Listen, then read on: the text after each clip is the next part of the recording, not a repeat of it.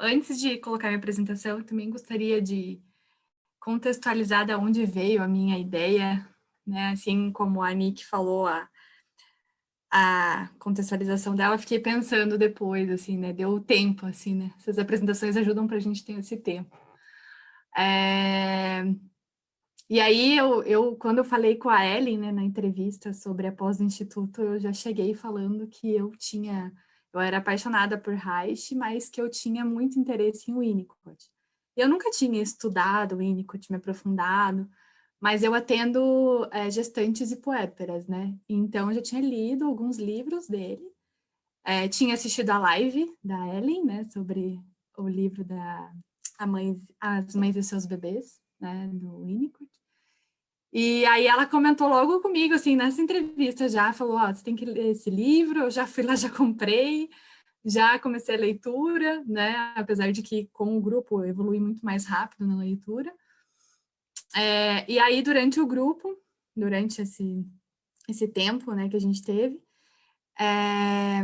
surgiram alguns comentários, assim, a Pri é a única mãe, então, a Pri pode falar pra gente, né, como que é a amamentação e todas românticas, assim, né? E eu falava, gente, eu não vou falar tanto, então, da minha experiência, para não deixar vocês já com uma imagem ruim da maternidade, né? Enfim. Porque, assim, por que veio essa questão da ambivalência, né? Porque me chamou muita atenção desde que eu fui fazer a minha pós de perinatalidade, a teoria, né, do amadurecimento, acaba que... Tá falando comigo, Adri? Não, Tá. tinha parado de gravar, agora voltou a gravar. Estou fazendo se não podia aqui. Tá bom. E aí, acaba que ali ele fala bastante sobre também, né, o amor e o ódio, né, que existe nessa relação da mãe e do bebê. Na verdade, como a Andressa colocou, né, dos afetos, né, que os afetos, eles são integrados, né, nessa fase da relação da mãe e do bebê. E aí, então, vou colocar aqui o meu slide. Posso compartilhar aqui, então? Tá todo mundo vendo a minha página? Então, falando um pouquinho ali sobre o amor e o ódio, né? O amor e o ódio são sentimentos conflitantes que podem estar presentes simultaneamente em uma relação. Então, são sentimentos ambivalentes, assim como vários outros na nossa vida, né? Mas esses são os que mais se destacam nessa fase inicial aí da mãe e do bebê. Mas aí vem a pergunta, né? Será que nos dias de hoje a mulher tem espaço para falar e expressar sobre esses sentimentos em relação aos filhos, né? A seus filhos? E a gente sabe que em pleno século XXI, 2021, a gente não tem esse espaço, as mães não têm esse espaço de fala, né? E eu achei importante, principalmente para psicólogos ouvirem um pouco mais sobre esse tema, né? Porque é muito falado na clínica, né? Quando a gente está atendendo, é o que mais aparece, não somente nessa relação, mas a gente sabe que vem de lá. Então, aí existe essa importância de saber um pouquinho mais sobre a ambivalência. E aí, se não há expressão, há supressão, né? Então, no pensamento winnicottiano, entende-se que qualquer potencialidade do indivíduo só se torna dele se for experienciada, assim como a Cris comentou, né, sobre a experiência. Então, a potencialidade ela precisa ser reconhecida, aceita para ser integrada, né? Então, assim como os afetos. E aí a ambivalência materna não seria diferente, né? Então, não é um acidente entre mãe e filho, ela é necessária para o amadurecimento de ambos. Então, tanto da mãe, né, para ela se identificar com esse bebê e também reparar aí conteúdos dela com relação a ela ser uma bebê, ao passado dela, né? E assim o seu bebê também experienciar essa ambivalência com ela. Então, quando a gente entra ali na mãe suficientemente boa, ela é a mãe que atende as necessidades do bebê, mas não muito. Então, ela não vai atender todas as necessidades do bebê, né? Então, é porque amamos uma criança que atendemos as suas demandas, mas é porque odiamos que respondemos quase. Então, não respondemos 100% do que ela precisa. Então, a mãe pode e deve falhar, né? Como o Winnicott fala, então, o quase é a falha materna, né? Onde entra aí o espaço da falta, né? E esse espaço entre a demanda e atender a demanda, dá aí o espaço para o filho criar, para o filho desejar, né? Então, essas falhas que eu estou falando aqui, gente, são as falhas relativas, que são aquelas falhas que são corrigidas por essa mãe, que ela tem tempo para corrigir, né? Essa mãe suficientemente boa, porque aí ela corrigindo, ela reparando, ela comunica a segurança, ela comunica o amor, né? E ela comunica a confiança, né? Sem interromper, então, a continuidade do ser. Também foi trazido aí um pouco mais pelas meninas, então também agradeço a elas porque me ajudou bastante, eu não preciso entrar tanto nesses conceitos de novo. E aí, para o bebê, a relação com o mundo se inscreve nas trocas emocionais que ele faz com a mãe. E o sentimento de segurança interna do bebê advém dessa alternância entre presença e ausência materna, né? Então, essas precisões permitem com o indivíduo, né, perceber que nós podemos, então, amar e odiar o mesmo objeto sem que ele seja destruído. Então, podemos amar e também amar e ser odiados sem morrer, dando luz à ambivalência, né? Então, a gente sente, o bebê sente isso em duas mãos, em duas vias com a mãe dele, né? E aí, só voltando um pouquinho aqui no sentimento de segurança, então, se a gente fosse colocar um exemplo mais lúdico, né? A mãe, quando ela sai e ela percebe, por exemplo, que o bebê tá chorando demais, ou tá assim, nossa, faltando ar, se esgoelando de chorar, ela volta. Então, a mãe suficientemente boa, ela entende essa demanda do bebê e ela fica alternando entre presença e ausência. Que é ali, quando até a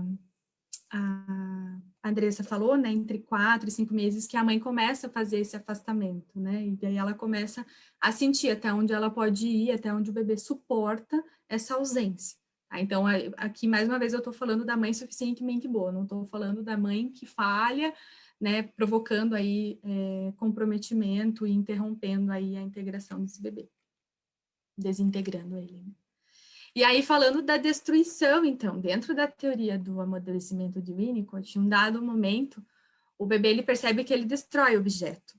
Então, ele expulsa para fora do seu controle onipotente e experiencia, então, a sobrevivência do objeto, reconhecendo-o como algo separado do seu eu, né? Algo que vive por conta própria.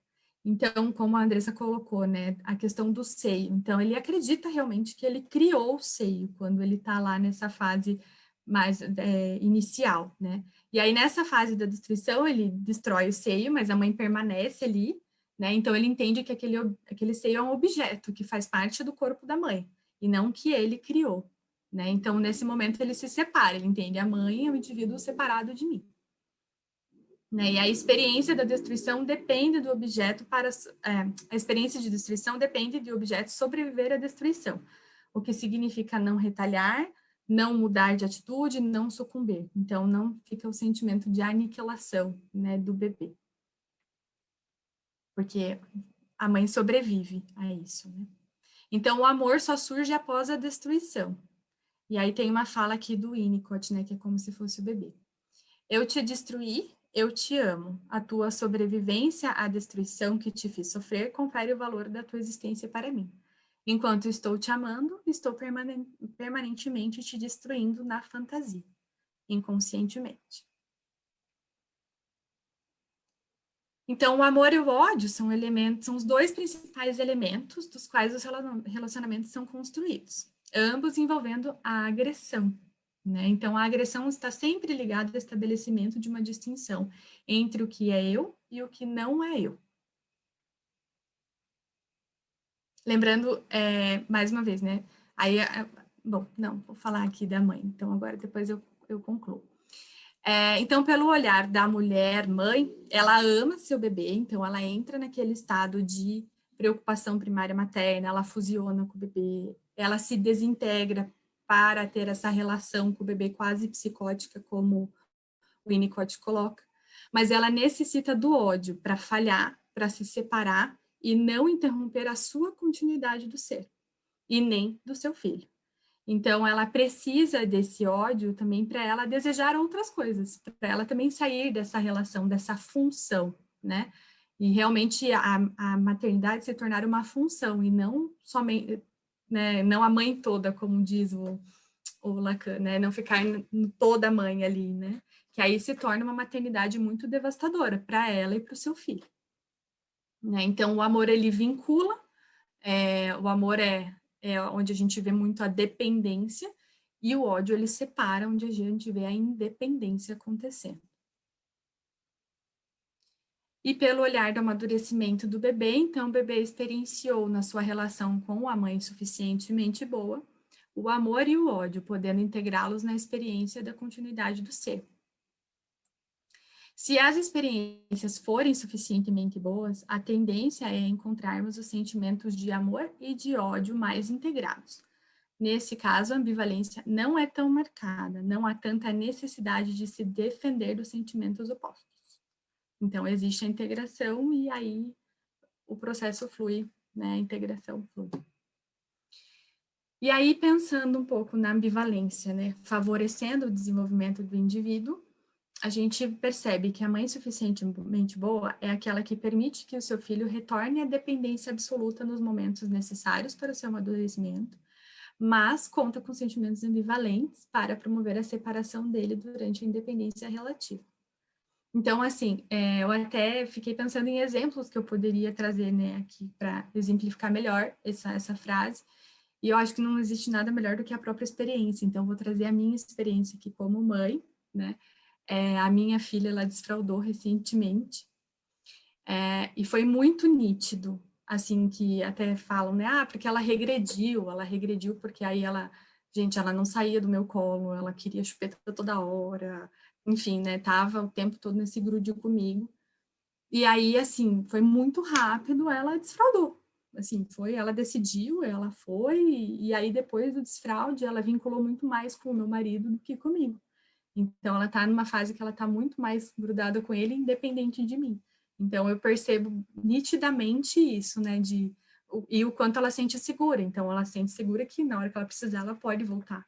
Né? O colo vai estar aí, a chupeta vai estar aí, enfim, a gente deixa ela regredir para ela poder dar um salto, né? Eu sempre falo isso.